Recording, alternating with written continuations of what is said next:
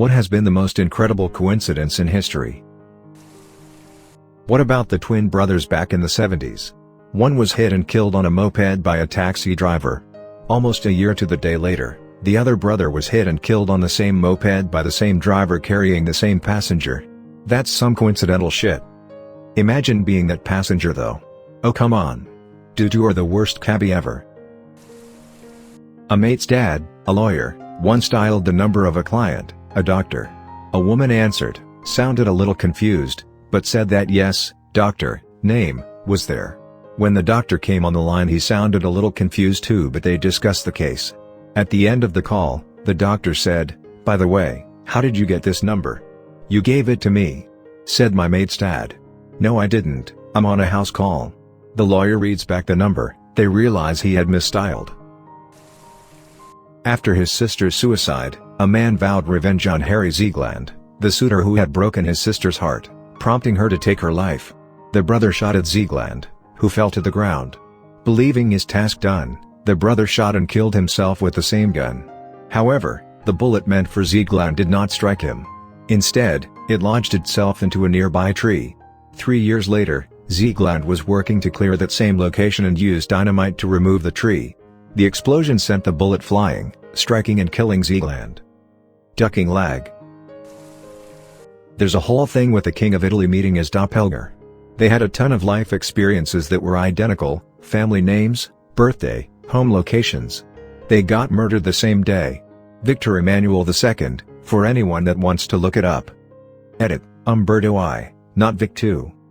Shit, a twin brother? Now I have to do twice the work. In 1898, Morgan Robertson wrote a fiction novel called Futility. It features a large, luxurious ocean liner named Titan which strikes an iceberg in the North Atlantic and sinks, claiming a large majority of her passengers. 14 years later, the Titanic strikes an iceberg in the North Atlantic and sinks after hitting an iceberg, a large majority of her passengers dying in the frigid waters. The similarities are uncanny. Both ships were 800 feet long. Both ships displaced roughly 45,000 tons. Both ships had 3 screws. Both ships did not have enough lifeboats for all passengers and crew. Both ships struck an iceberg and sank in the month of April. Both ships struck an iceberg and sank in the North Atlantic. Both were 400 nautical miles from Newfoundland. Both ships struck the iceberg on their starboard side. It's incredible. Tsutomu Yamaguchi. It was August 6, 1945. Another successful day of a 3-month-long business trip in Hiroshima when bam, the city gets nuked. He's burned and has ruptured eardrums, but thankfully still alive. But of course he has to tell everyone about this blinding light and this inexplicable destruction of the city. Time to go home and heal up, right? Nope. August 9, 1945. Just as he is telling a friend about his incredible experience, Boxcar drops a nuclear turret and destroys his hometown of Nagasaki. Edit, yes, by divine intervention, he survived the second bombing and passed away just a few years ago. Hitler and Stalin both lived in Vienna at the same time, and frequented the same park. Trotsky also lived there, along with a few other future World War II leaders. During the Civil War, the life of President Lincoln's son, Robert, was saved by Edwin Booth, the brother of the man who would later assassinate Lincoln, John Wilkes Booth. In 1838 Edgar Allan Poe's only novel was published. One of the plot lines included a shipwrecked crew who drew straws to see who was to be eaten. Richard Parker was the character who drew the shortest straw, and was eaten. In 1884, a yacht sank in a storm, and the 4 men survived stranded on a lifeboat. One of the survivors, a 17-year-old boy, fell overboard and drank some seawater to quench his thirst. As he started to deteriorate quite quickly, the others chose to kill him and eat him before he became too sick. That boy's name was Richard Parker. Monty Python even wrote a sketch inspired by the shipwreck. And that's why the tiger is named Richard Parker in Life of Pi, because the author was fascinated by so many Richard Parkers being shipwrecked. There are apparently several other instances. Pretty much everything Rasputin did. Every time the Romanovs' son, Alexei, got ill, he told them he would recover, and somehow it worked. They thought he was a man of God. He was basically a drunk homeless dude that saved their son every time Alexei was on the brink of death. Because of that they trusted him and he basically called the shots and had an incredible influence on Russia during World War I. Also didn't Rasputin cheat death multiple times? They put some poison into his wine. My dad grew up in Hong Kong. He had a very close friend in high school. They drifted but my dad did invite him to his and my mom's wedding. They hanged out a few times but stopped all contact after that. A few years later my dad immigrated to Canada with my mom. They had me and my little sister and we lived in the city of Vancouver. 2 years ago we moved to a new house in a city right beside Vancouver. The week after we officially moved in, my dad was taking out the trash. He heard someone yell out his Chinese name, which is odd since not that many people called him by it. He turned around only to see his old high school friend again.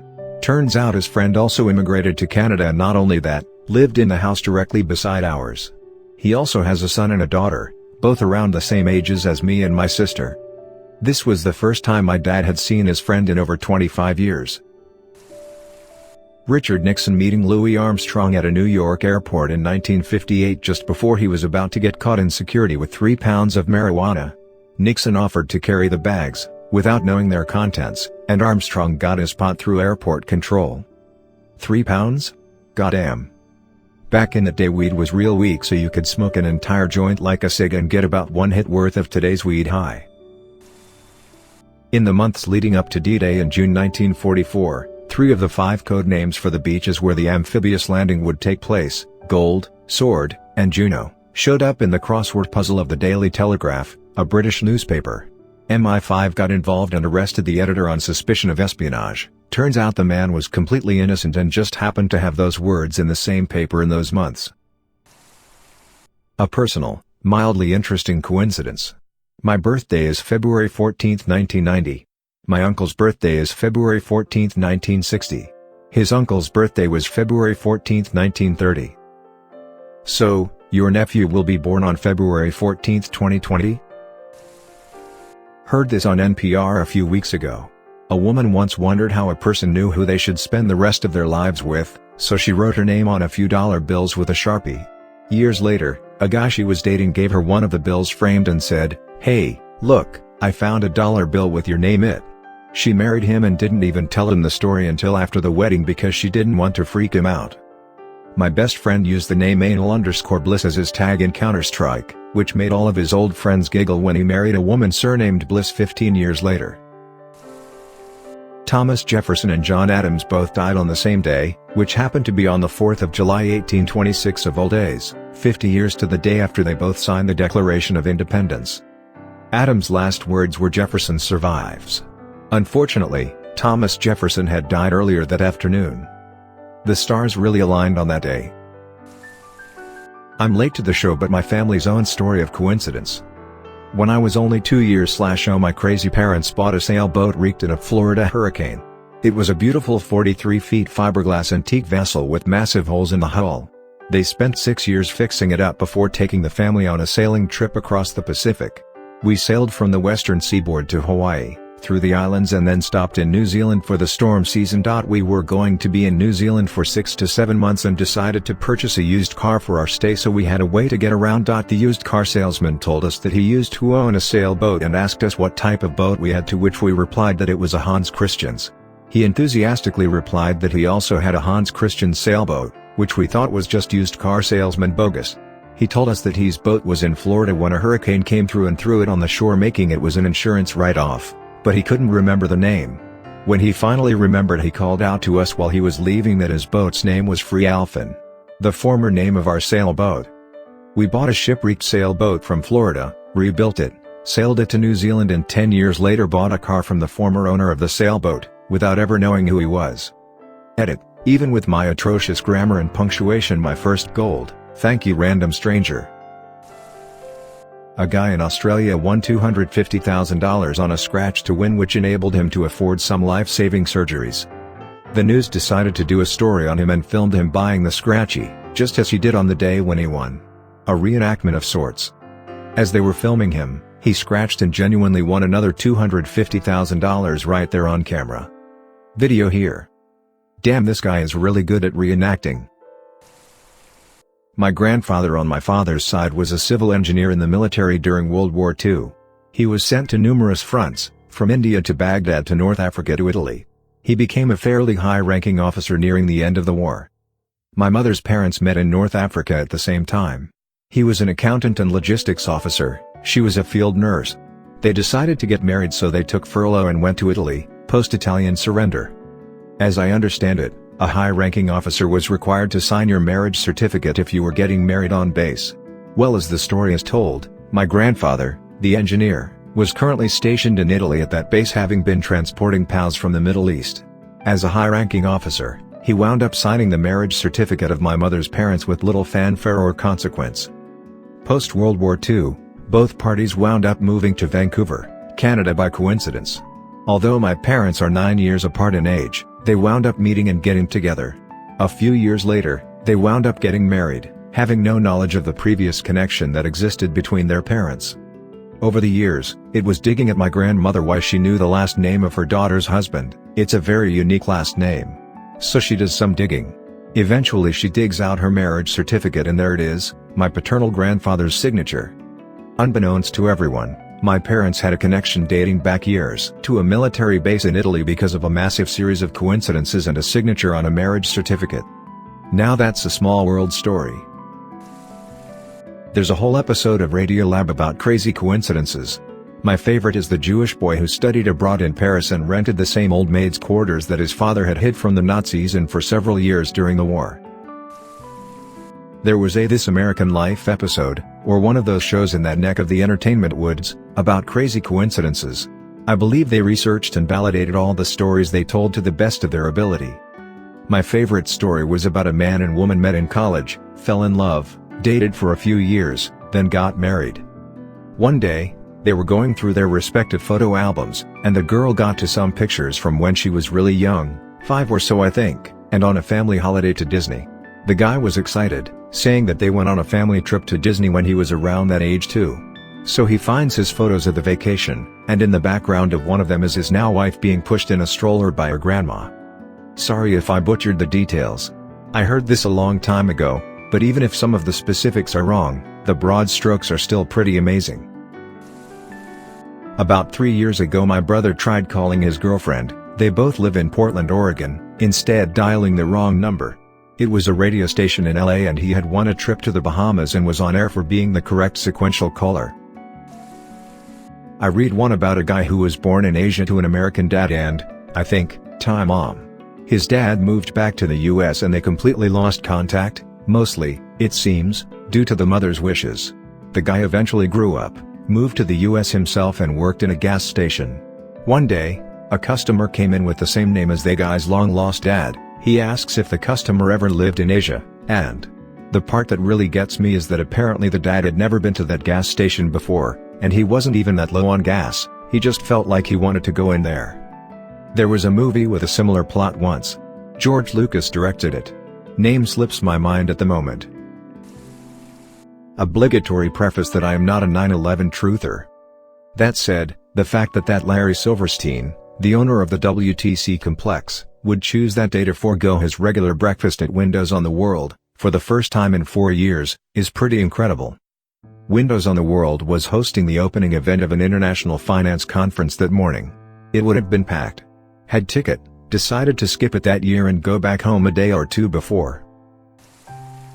There was that pair of twins that were separated at birth that both married a woman with the same name, had a pet with the same name, and named their son the same thing.